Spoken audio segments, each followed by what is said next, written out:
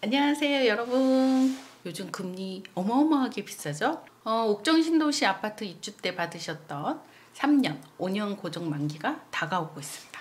공포가 다가오는 거죠. 3년, 5년 전에 받으신 분들은 금리가 2%, 3%대 받았는데 지금은 금리가 어마어마하게 많이 올랐어요. 더 많은 이자 비용을 부담을 하고 그 부담을 또 감당해야 하는데요. 오늘은 3년, 5년 고정만기시 DSR은 어떻게 적용하는지, 나는 어떤 선택권이 있는지를 알아보겠습니다. 또 돈이 필요해서 대출을 더 받으려고 하는데 이때 DSR 그리고 이율은 어떤지 살펴보도록 할게요. 첫 번째, 여러분들이 가장 걱정을 많이 하시는 것이 DSR인데요. DSR 걱정 많으시죠? DSR이 기존 대출이 고정금리 기간 만기 시에 DSR이 적용이 될 수도 있고 안 될 수도 있습니다. 대출 받으신 후 3년, 5년 고정금리 약정기간이 도래되는 경우 대출은행을 바꾸지 않으면 변동금리로 바꾸게 되는데요. 이때 은행을 바꾸지 않은 경우는 DSR이 적용되지 않습니다. 즉, 대출을 다른 은행으로 갈아타지 않는 이상 그대로 변동금리만 적용된다는 거죠. 3년, 5년 약정기간이 지나도 고정금리에서 변동금리로 바뀌기만 하는 거지 DSR을 따지지는 않아요.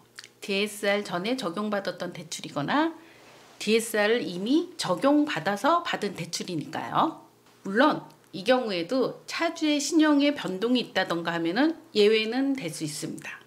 그리고 금리는 변동금리로 바뀌더라도 갈아타기를 하지 않을 경우는 갈아타는 것보다 우대금리를 적용하는 케이스가 많은데요. 변동금리로 바뀌더라도 현 시중금리보다 유리한 경우가 많다고 합니다. 단, 은행마다 다를 수 있으니까 금리는 꼭 비교해 보세요. 또 단기적으로는 유리할 수는 있지만은 시간이 지나면은 시중금리와 같아지거나 높아질 수 있다는 점, 그 점도 꼭 유념하셔야 됩니다. 왜? 변동금리니까. 그때는 금리가 더 쌌었잖아요. 그렇게 넉넉히 시간을 지내고 나면은 어느 순간 금리가 높게 올라가 있는 경우가 많이 있어요. 왜? 변동금리니까.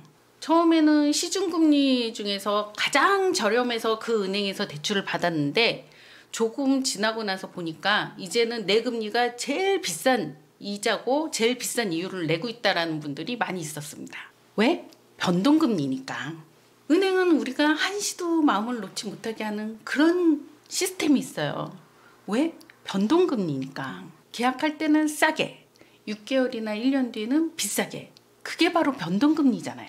그래서 3년, 5년 고정금리 기간이 중요한 거예요. 요즘 러시아 전쟁에 이어서 이스라엘 전쟁까지 전쟁 상황이 이어지고 있고 국제 정세가 불안한 상황이에요.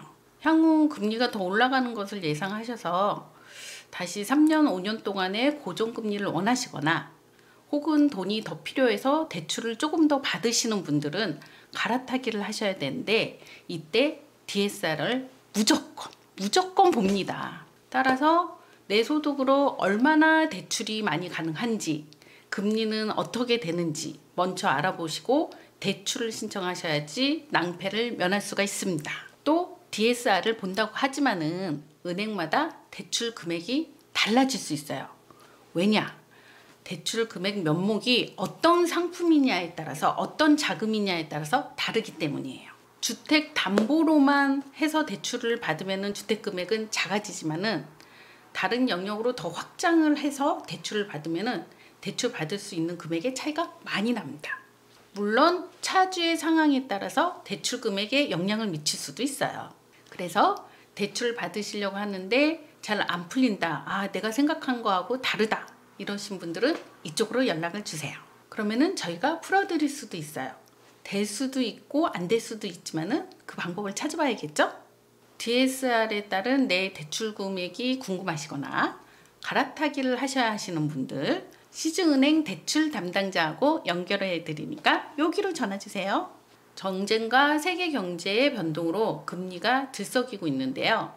이번에 대출을 바꾸시면은 앞으로 3년에서 5년은 고정이 되니까 향후 금리 변동을 예상하셔서 금리 리스크를 피해가려는 분들은 갈아타기를 하시면 됩니다.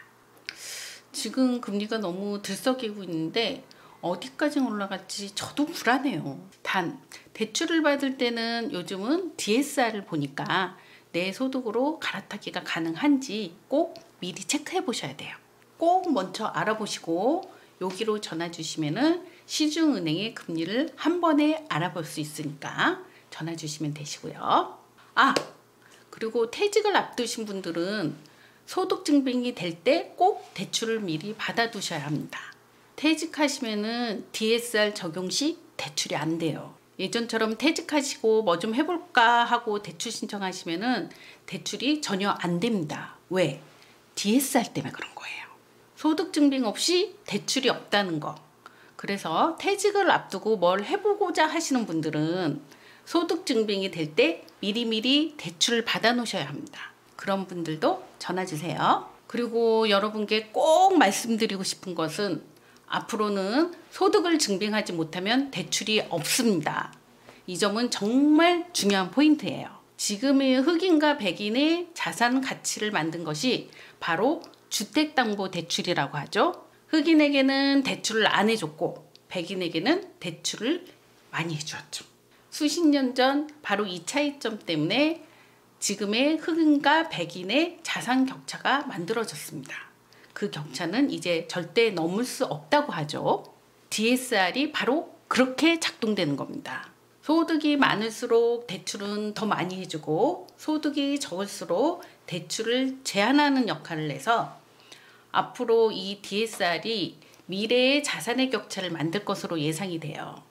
지금 미국처럼요. 이 DSR이 지금처럼 계속 유지된다면은 DSR이 여러분의 자산 형성을 좌우하게 됩니다. 누구에게는 기회를 제한하는 역할을 또 누구에게는 기회를 주는 역할을 하게 됩니다. 그게 바로 DSR이에요. 여러분, 소득을 늘리셔야 합니다. 그래야지 기회에 접근할 수 있어요. 특히 자영업자분들 DSR에 꼭 신경 쓰셔야 합니다. 오늘은 3년, 5년 만기가 다가오는 주택담보대출 갈아타기에 대해서 알아봤습니다. 궁금하신 분들은 전화 주세요. 특히 대출을 더 많이 받으셔야 하거나 금리 급등을 예상하시는 분들은 전화 주시면은 모든 시중은행의 대출 금리와 대출 금액을 비교해 드릴 수 있게 해드리겠습니다. 여러분의 대출 금액을 정확하게 알 수 있도록 도와드리겠습니다.